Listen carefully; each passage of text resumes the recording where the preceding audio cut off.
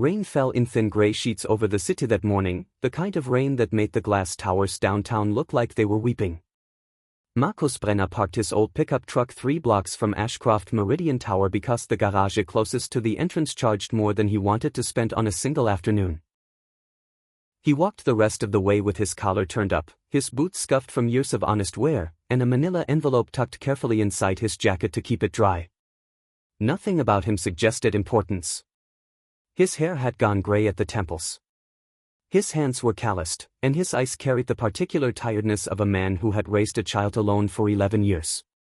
To anyone glancing his way, he looked like exactly what the world expected him to look like. Forgettable. He rode the elevator to the 47th floor, the one that had once housed the founder's office. Back when the company still remembered who had built it, Vivian Ashcroft had since converted that office into her private reception space, a place where she entertained investors and admired her own reflection in the polished black marble. When Markus stepped off the elevator, the receptionist looked up with visible suspicion, her eyes moving from his shoes to his collar and settling somewhere unkind. His access card, once tied to every door in the building, no longer read at the turnstile. Vivian had ordered a purge of what she called legacy credentials 6 months earlier, unaware of exactly whose legacy she was erasing. Markus told the receptionist calmly that he had business with the board of directors. She laughed, not cruelly exactly, but with the particular condescension people reserve for someone they've already decided doesn't matter. She suggested he might be looking for the employment office 2 blocks south, the one that handled applications for warehouse positions. Markus didn't argue. He simply repeated that he needed to reach the office at the end of the hall, the one with a small brass plaque beside the door that read, Founder's Office, in Brenner. Nobody noticed the plaque anymore. Nobody ever did. Vivian emerged from a side corridor at that exact moment, trailed by 2 assistants, carrying the particular energy of someone who had never once doubted her own importance. She looked at Markus the way she looked at anything unfamiliar and inconvenient, with a flicker of distaste quickly replaced by dismissal. When she asked who had allowed him onto the executive floor, her voice carried enough volume that 3 other employees turned to watch. Markus told her simply that he needed to get into his office. Vivian misheard the sentence entirely, assuming it was the delusional claim of a desperate man. She said so out loud, loud enough for the assistants to smirk behind their tablets. She ordered security to keep him in the hallway rather than the private waiting area reserved for guests of the board, and she made sure everyone within earshot understood her reasoning. The waiting room, she said, was meant for people of value, not for men clutching wrinkled folders like life rafts. Markus absorbed the insult without flinching, his gaze drifting instead to the small brass plaque on the door behind her, the one bearing his own name in letters she had never bothered to read.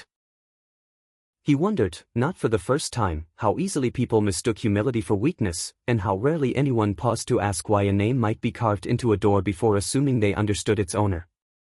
He found a spot near the window and stood there, envelope pressed against his chest, while the rain kept tapping softly against the glass. Behind the door marked with his own name, Vivian was preparing for the most consequential meeting of her career, utterly unaware that the man she had just humiliated already knew exactly what was written inside the folder she hadn't bothered to ask about. The hallway smelled faintly of fresh coffee and expensive cologne, the scent of a company that had forgotten where its money had originally come from. Markus closed his eyes for a moment, drew a slow breath, and reminded himself why patience mattered more than pride. Somewhere below him, the city moved through its ordinary rhythms. Delivery trucks idling at curbs, commuters ducking beneath umbrellas. None of them aware that the quiet man standing at the window 47 floors above held more influence over their livelihoods than anyone else in that glass tower currently realized. Markus had learned long ago that power revealed itself most clearly in moments nobody expected to be tested. Not in speeches or headlines, but in ordinary hallways where a person's character either held firm or crumbled under pressure. He thought briefly of the early years of the company, back when meetings happened around a freight folding table instead of polished mahogany, when decisions were made by people who still remembered what it felt like to worry about covering payroll.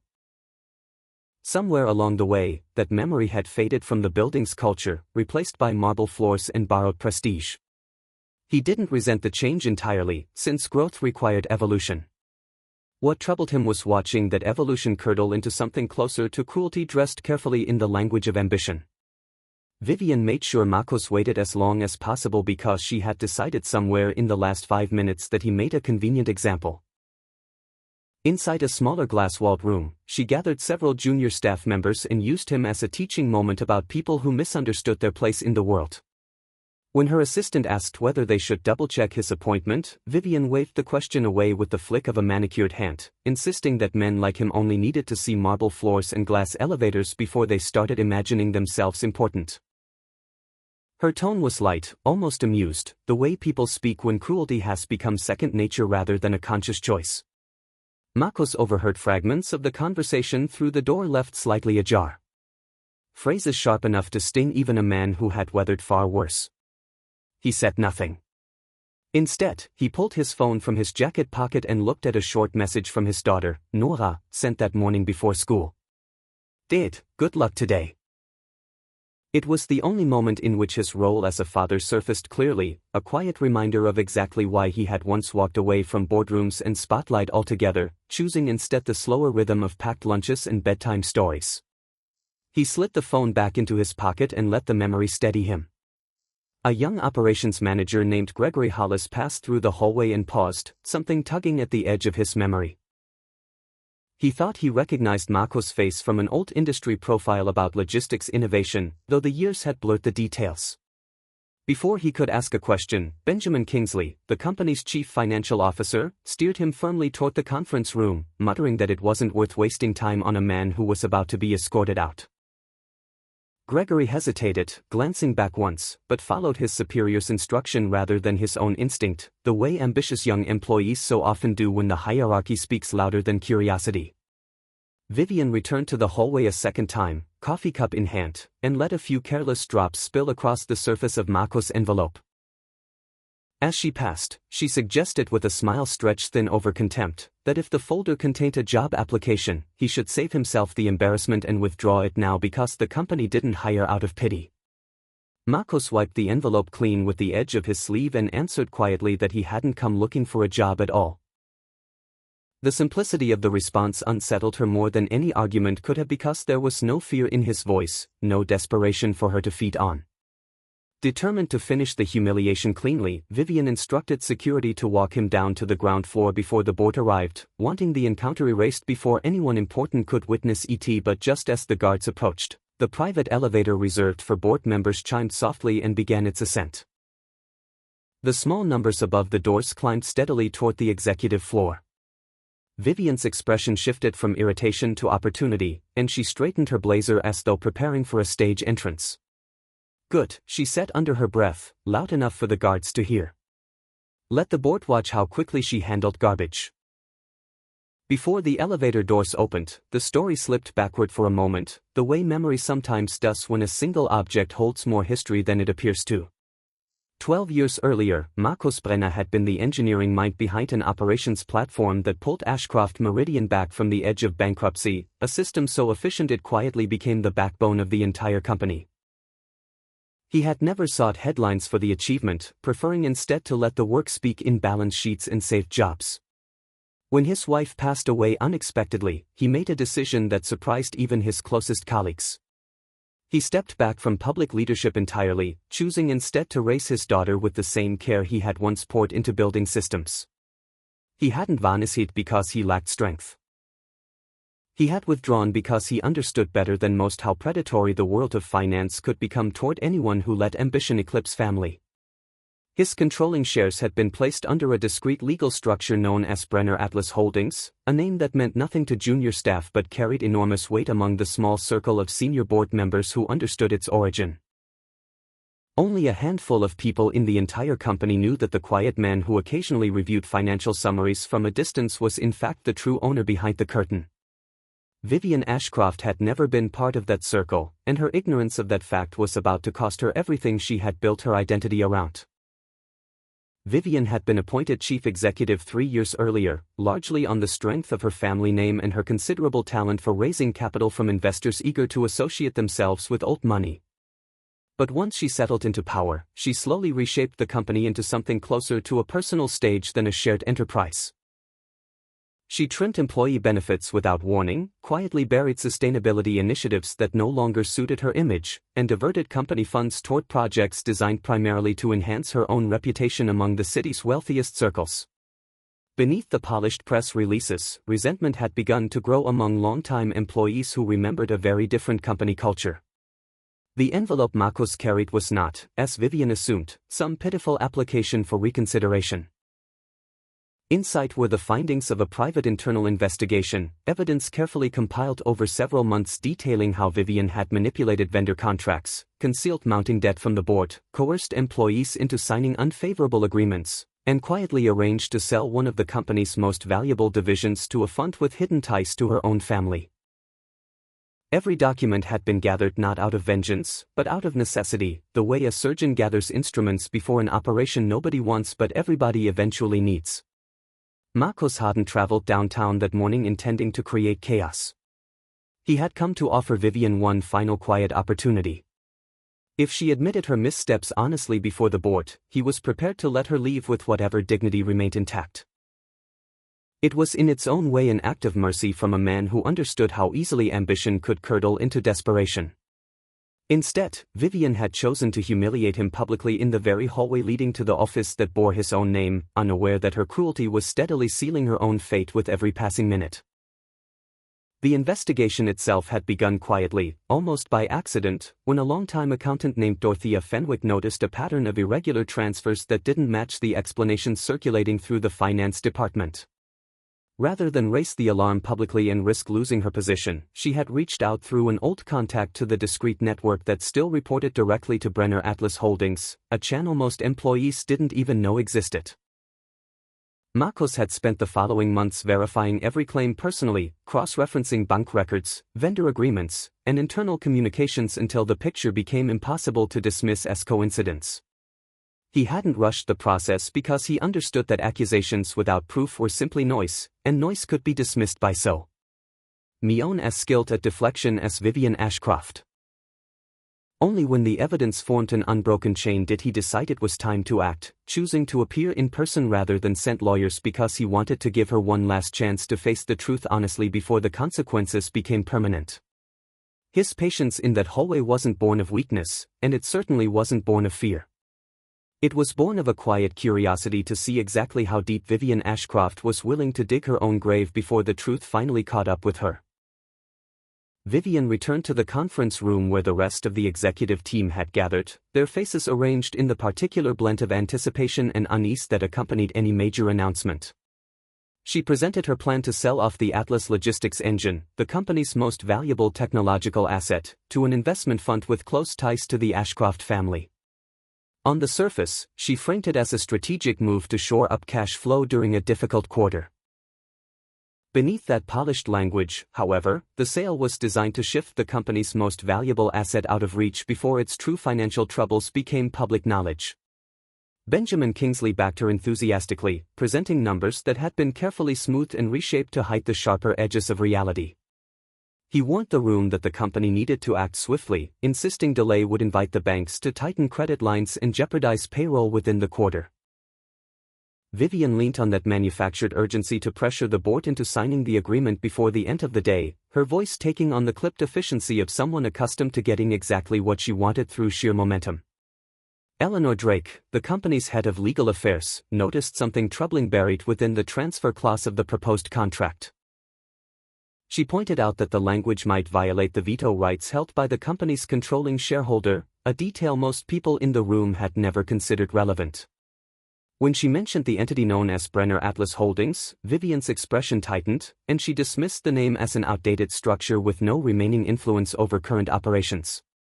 Eleanor didn't push further in that moment, though something in her expression suggested she wasn't entirely convinced. Out in the hallway, Marcus caught fragments of the meeting through the door, enough to understand that Vivian wasn't simply arrogant.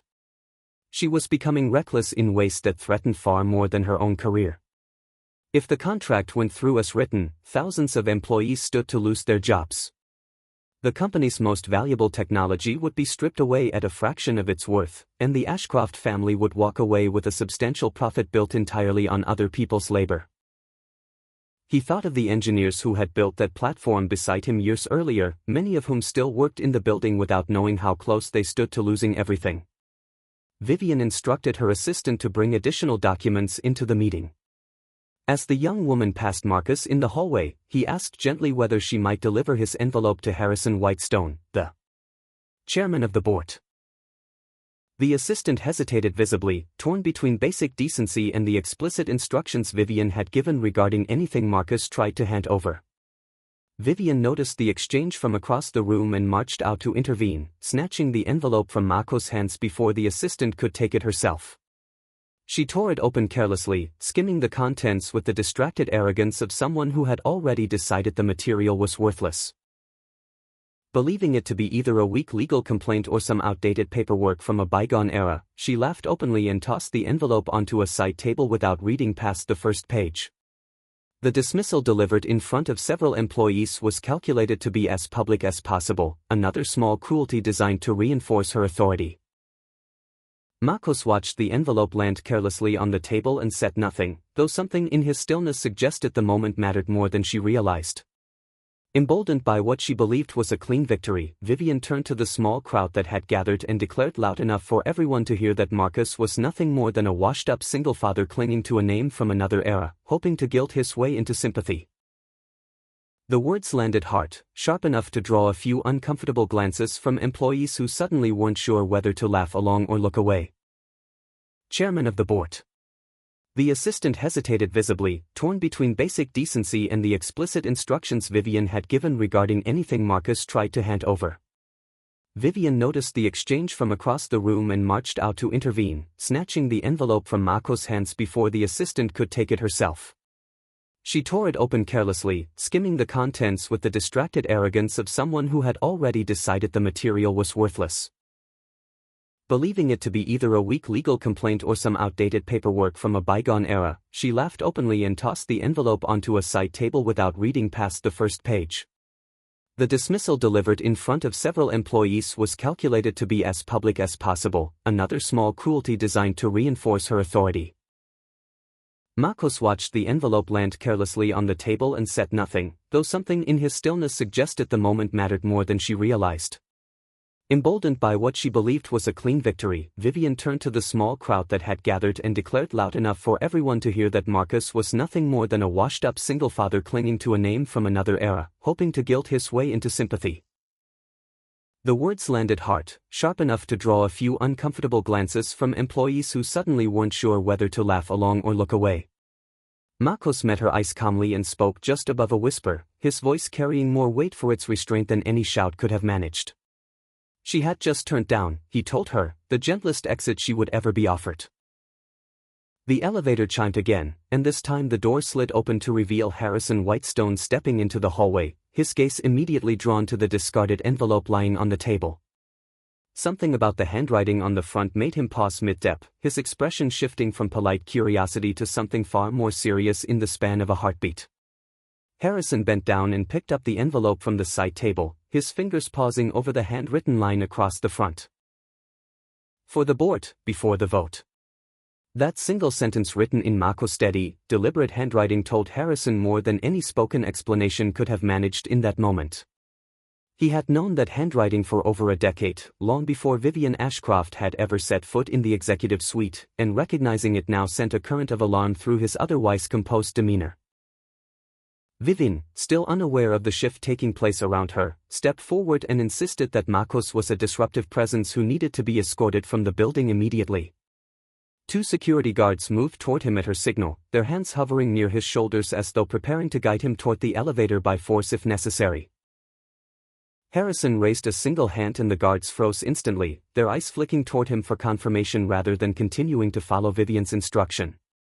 The shift in authority was subtle but unmistakable, the kind of moment that reveals exactly whose word actually carries weight in a room full of people pretending otherwise. The atmosphere in the hallway changed almost immediately. Board members who had been trailing behind Harrison, including Marjorie Ellison, Duncan Caldwell, and Russell Beaumont, turned their attention toward Marcus with expressions that shifted rapidly from polite disinterest to quiet respect. A few younger employees nearby exchanged confused glances, uncertain why the man their chief executive had spent the entire morning belittling suddenly commanded the undivided attention of the company's most powerful figures.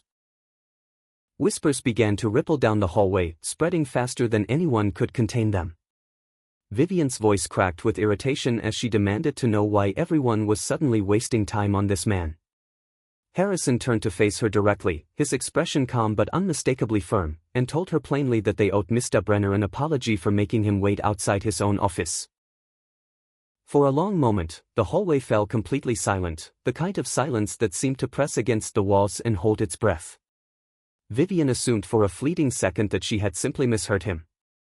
Benjamin Kingsley's face drained of color beside her, his mind already racing through the implications of what Harrison's words might mean for the numbers he had spent the morning defending. Gregory Hollis, still standing near the edge of the group, felt a jolt of recognition settle into certainty. The vague memory he had carried earlier that morning was accurate after all. Markus Brenner was indeed the quiet founder who had once rescued the company from collapse, a name that had faded from public memory but never from the structure holding the business together. Markus didn't rush to reveal anything further in that moment, choosing instead to let the truth settle naturally into the room. He simply said that he had waited in the hallway to see whether the chief executive of this company still recognized basic human dignity when she encountered E.T. The sentence struck directly at the foundation of Vivian's pride, and she struggled visibly to recover her composure, insisting that Markus may have once held some connection to the company, but that she was the one currently running E.T. Harrison's response came cold and precise, cutting through her attempt at authority with quiet finality. A chief executive runs the company, he reminded her, but the owner decides who continues to be allowed to run ET. With that, he turned and opened the door to the boardroom himself, gesturing for Markus to enter first, leaving Vivian standing alone in the hallway for several humiliating seconds before she could gather herself enough to follow. Inside the boardroom, the seat at the head of the table had long functioned as Vivian's personal throne, a symbol of her authority reinforced daily by the deference of everyone around her. Harrison pulled that very chair out and gestured for Markus to take it instead, creating an image so striking it seemed almost staged. The man who had been left waiting in a hallway now occupied the most powerful seat in the entire building. Vivian struggled to maintain her composure as she demanded to know exactly what Markus claimed to own. Eleanor Drake placed a thick folder of legal documentation on the table and explained in measured, precise language that Brenner Atlas Holdings maintained controlling authority through preferred shares, strategic veto power, and explicit rights to remove a chief executive whose conduct threatened the company's well-being. Every word landed like another stone stacked against Vivian's crumbling position. Benjamin Kingsley's hands trembled slightly as he realized the financial reports he had spent the morning defending contained numbers he had personally helped obscure. Markus opened the envelope calmly and began laying out its contents one document at a time. Internal correspondence. Hidden subsidiary agreements. An independent valuation report far different from the one presented earlier. Clear evidence linking the acquiring fund directly to the Ashcroft family's private holdings. Vivian's tone shifted almost instantly from confrontation to damage control, insisting that this was merely a misunderstanding of standard business practice, that every decision she made was intended purely to protect the company's future. Markus asked her plainly whether she was protecting the company or simply protecting the Ashcroft name. The question hung in the air, and for the first time that morning, Vivian had no immediate answer ready. Markus continued, laying out the practical consequences with the same calm precision he might once have used to explain a technical system to a room of engineers. If the Atlas Logistics engine was sold at the proposed undervalued price, the company would lose its most critical technology. Employees would lose the foundation of their livelihoods, and the very debt Vivian claimed to be solving would remain buried within the company's books regardless.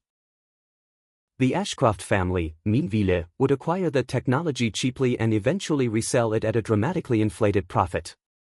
The board members leaned forward as they examined each document, and with every page turned, another layer of Vivian's carefully constructed image peeled away. Colleagues who had once deferred to her without question now avoided meeting her eyes entirely, the shift in the room almost physical in its weight. Sensing the ground shifting beneath her, Vivian attempted to redirect attention toward Marcus's personal history, suggesting that his years away from the company represented abandonment rather than sacrifice, implying he was performing the role of a devoted father purely for sympathy. Marcus responded without raising his voice, explaining simply that he had stepped away from public leadership to raise his daughter and to protect the company from people who might one day try to treat it as nothing more than a family inheritance. His daughter never needed to appear in the room for her presence to matter. The mention alone was enough to reveal exactly what kind of man had chosen quiet sacrifice over public recognition, and it stood in sharp contrast to everything Vivian represented. Marjorie Ellison, who had sat on the board for nearly 2 decades, leaned back in her chair and studied Marcus with an expression somewhere between admiration and quiet regret.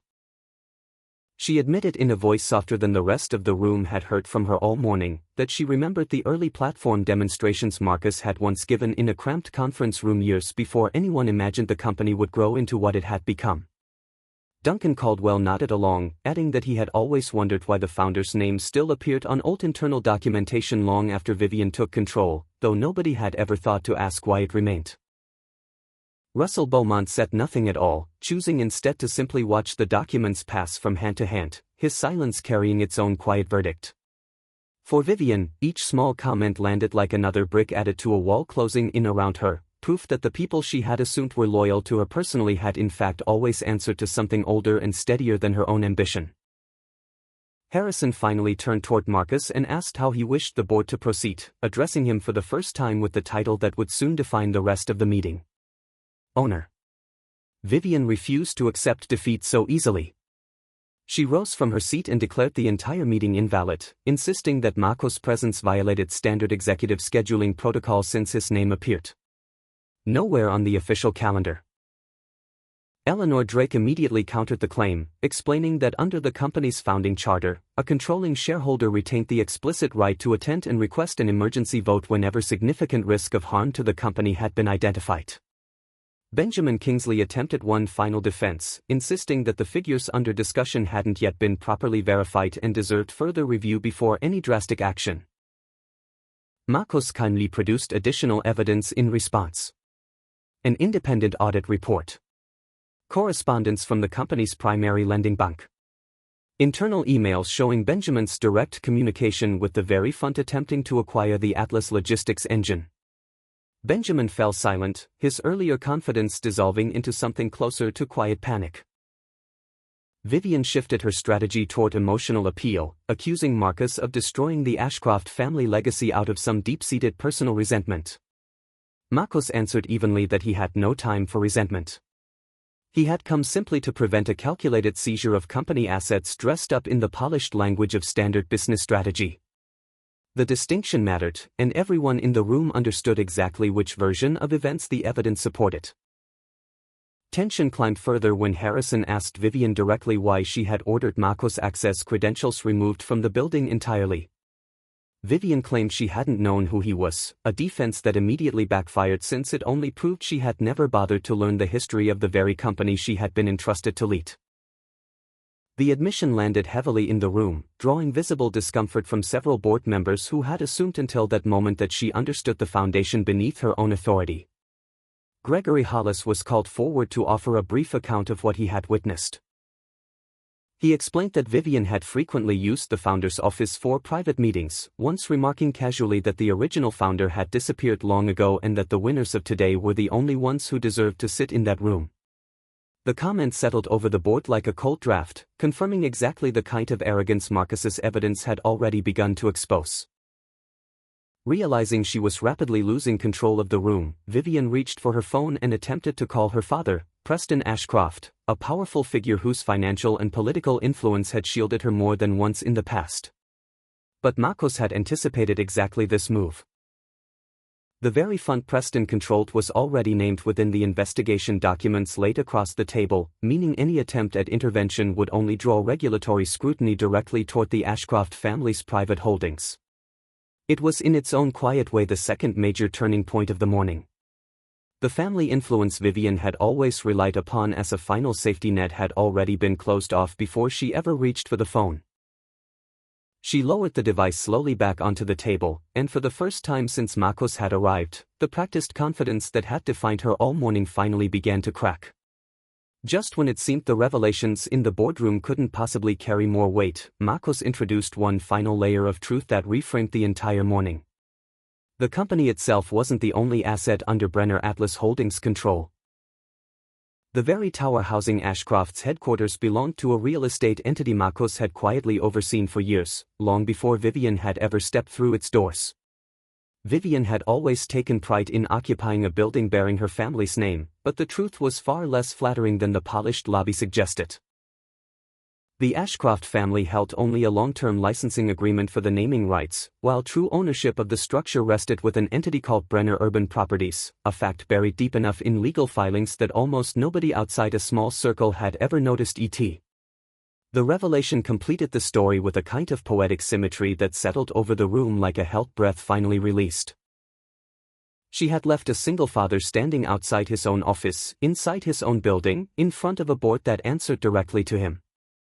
The full weight of the morning's humiliation now belonged entirely to her. Marcos didn't use his authority to indulge in cheap revenge. He made clear to everyone present that he had no intention of dismantling the entire workforce, closing the company's doors, or turning Vivian's arrogance into a catastrophe for innocent employees who had done nothing wrong. His focus, he explained, rested solely on those who had abused their positions of trust, not on the thousands of people simply trying to earn an honest living. The board voted to suspend Vivian from her role as chief executive with immediate effect, freeze the proposed sale of the Atlas Logistics engine indefinitely, initiate a full independent audit of the company's finances, and require Benjamin Kingsley to step down from his position as chief financial officer during the course of the investigation. Each vote passed with unanimous support, the kind of consensus that rarely emerges except when the truth has become impossible to ignore. Vivian made one last attempt to preserve some fragment of her dignity, asking Marcos whether he believed he had won simply because he carried the right paperwork. Marcos answered simply that he hadn't won because of paperwork alone. He had won because he had taken the time to understand details that people like her assumed a man of his appearance could never grasp. The line carried a quiet satisfaction that rippled through the room, because it inverted every assumption she had made about him from the very first moment they crossed paths that morning. The man once dismissed as too poor, too plain, too unremarkable to enter the boardroom had in fact understood every clause of every contract more thoroughly than anyone else seated at that table. As the meeting drew toward its conclusion, Vivian's gaze drifted toward the hallway where Marcos had once stood waiting for hours, and the irony of her own situation settled over her with unmistakable clarity. Now it was her turn to wait for someone else to decide her fate. Harrison explained quietly for the benefit of the newer board members who hadn't known the full history, that the tower's naming rights agreement had been negotiated more than a decade earlier as a courtesy to the Ashcroft family. A gesture of goodwill extended during a period when the two families still maintained a cordial working relationship. Nobody at the time had anticipated that the courtesy would eventually be mistaken for ownership, least of all by the very family it had been extended to. Eleanor Drake added that the licensing terms included a standard review clause, one that allowed the true owner to reconsider the arrangement if the tenant's conduct ever damaged the building's reputation or the well-being of the people working inside it. Given everything laid out on the table that morning, several board members quietly agreed that such a review was now not only reasonable but overdue. Vivian said nothing in response, staring instead at the polished surface of the table as though searching for some argument that might still salvage the morning, but none arrived. Vivian was asked to step outside while the board finalized its decisions, and she walked out without the theatrical protest many might have expected. There was no shouting, no dramatic collapse, only the cold quiet humiliation of watching every face in that hallway refuse to offer her the deference she had grown accustomed to receiving without question. She passed through the same corridor where employees had once scattered nervously at her approach, and now those same employees stepped aside in a different kind of silence, one edged with discomfort rather than fear. It was the same hallway where Marcos had stood invisible just hours earlier, and the symmetry of that reversal settled over the scene with quiet, unmistakable weight. Gregory Hollis retrieved Marcus's old access card from a nearby security desk and personally requested that his credentials be reinstated throughout the building. One of the guards who had earlier moved to escort Marcus out lowered his head and offered a sincere apology. Marcos didn't make the moment difficult for him. He simply said that next time, a person's title shouldn't determine how someone else deserved to be treated. Vivian gathered her belongings from the executive suite under the quiet supervision of a security escort, a formality that felt to her far more humiliating than any shouted accusation could have been. She noticed small things she had never paid attention to before. The way certain employees kept their heads down as she passed. The way others watched her with an expression closer to relief than sympathy.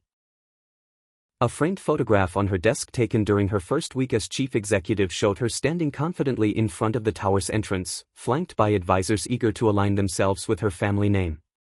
She left it behind without a second glance, understanding somewhere beneath her wounded pride that the version of herself in that photograph no longer had a place inside this building. Vivian overheard the exchange from a distance, and the simplicity of Marcos' kindness stung far more than any harsh word could have managed. She understood somewhere beneath her wounded pride that his composure made her own cruelty look even smaller by comparison. Back inside the boardroom, the directors formally announced their decision. Marcos Brenner would return as interim executive chairman while the company worked through the necessary transition. Harrison Whitestone agreed to personally oversee the process, while Eleanor Drake was placed in charge of the ongoing legal investigation into the events of the past several months.